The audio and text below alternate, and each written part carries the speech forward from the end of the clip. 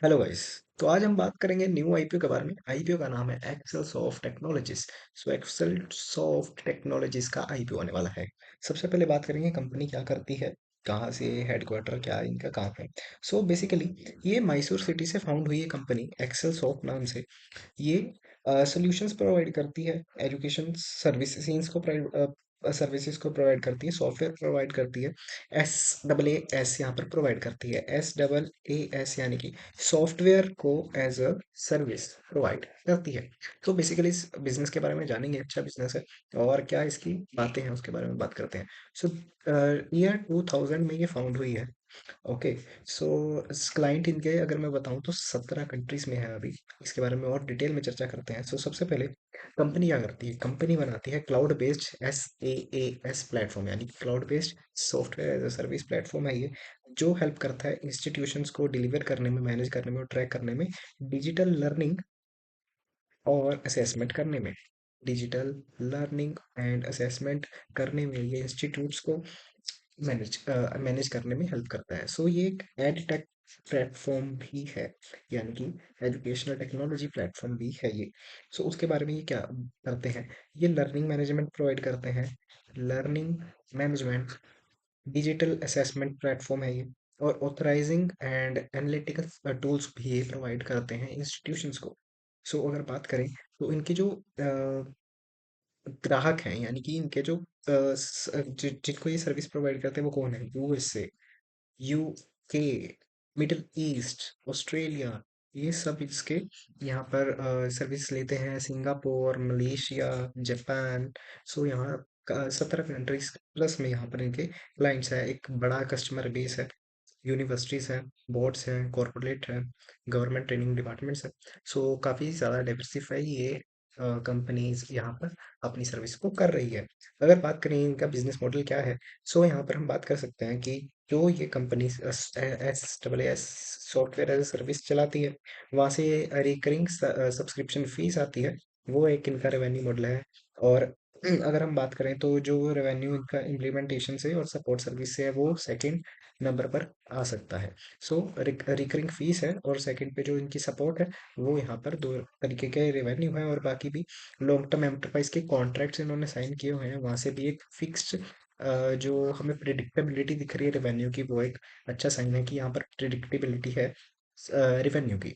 उसके बाद अगर हम बात करें तो आईपीओ की डिटेल्स क्या है। आईपीओ की डिटेल्स की अगर आप देखोगे तो इसका जो साइज है वो 500 करोड़ का होने वाला है, जिसमें फ्रेश इशू है 180 करोड़ का और ऑफर फॉर सेल है 320 करोड़ का। तो कंपनी है जो 500 करोड़ रुपए रेस कर रही है, क्या करेगी, क्यों कर रही है रेस। सो यहाँ पर कंपनी का मेन एम है R&D को यहाँ पर फोकस करना, रिसर्च एंड डेवलपमेंट पे और ज़्यादा बेहतरीन अपने रिसर्च को करना चाहते हैं, जिससे ये और अपने सॉफ्टवेयर में यहाँ पर बढ़ोतरी ला पाए, जिससे कि इनका और कंपनी एक्सपेंशन बढ़े। तो बात करेंगे डेट्स के बारे में। सो 19th ऑफ नवंबर को ये आईपीओ शुरू होने वाला है, चलेगा 21 नवंबर तक। 10 रुपए की प्राइस बैंड, 10 रुपए का प्राइस पर शेयर है यहाँ पर फेस वैल्यू। और अगर आप देखोगे लिस्टिंग इसकी 26 नवंबर को है। सो प्राइस बैंड यहाँ पर अभी फिक्स नहीं हुआ है, उसके ऊपर बात करेंगे अभी। सो 500 करोड़ यहाँ पर total issue size, 180 fresh issue, 320 यहाँ पर offer for sale. BSE NSE दोनों पर लिस्टिंग होने वाली है। अलॉटमेंट 24 को निकल कर आ जाएगी और लिस्टिंग इसकी एक्सचेंज पर हो गई 26 नवंबर को। सो ये इसका बिजनेस मॉडल और मोटा मोटा जो मैंने आपको बताया वो था।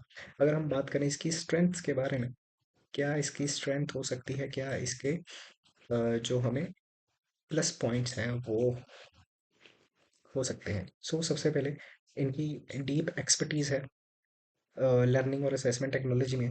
सेकंड, इनकी प्रेजेंस बहुत ज़्यादा है, जोग्राफिकल 17 प्लस कंट्रीज में है, तो वो एक अलग साइन है। और थर्ड हम बात करें तो इनके रिकरिंग रेवेन्यू है, जो कि कॉन्ट्रैक्ट से आ रहा है। सो कॉन्ट्रैक्ट भी एक इनका स्ट्रेंथ है। और अगर हम बात करें तो जो ये यूज़ कर रहे हैं AI का, वो भी एक इनका एक स्ट्रेंथ हमें दिखने को मिल रही है। और proven track record of probability, profit जो इनका है वो प्रूवन है, वो आ रहा है तो पिछले कुछ ईयर्स में।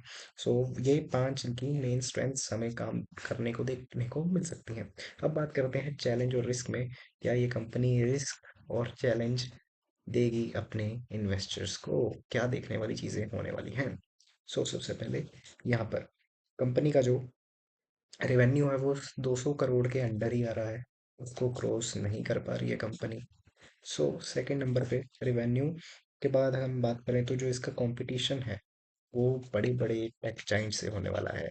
अगर आप जोग्राफिकल भी देखोगे, कंपटीशन यहाँ पर, और प्लान्स को एग्जीक्यूट कैसे किया जाएगा, एग्जीक्यूशन ऑफ प्लान्स भी देखना पड़ेगा।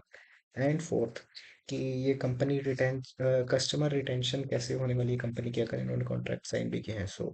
ये तीन चार जो इसकी रिस्क और चैलेंजेस कंपनी को वॉच आउट करने पड़ेंगे।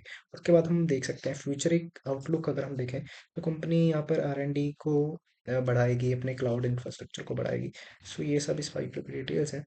आपको ये आईपीओ कैसा लगा, कंपनी के बारे में क्या आपको राय है, कैसा आईपीओ है, उसके बारे में आप ज़रूर बताइएगा कमेंट्स में। और बात कीजिए कि अप्लाई और नॉट, तो आर यू गोना अप्लाई और not in this IPO, please में कमेंट्स में बताइएगा। और इसकी grey market price and subscription की डिटेल्स के लिए आप सब्सक्राइब कीजिए उसको, आप उसके ऊपर आपको पूरी ग्रे मार्केट प्राइस और सब्सक्रिप्शन को, इसको लास्ट तक हम फॉलो करेंगे आईपीओ को। सबसे पहले सब्सक्राइब कीजिए और लाइक कीजिए इस वीडियो को।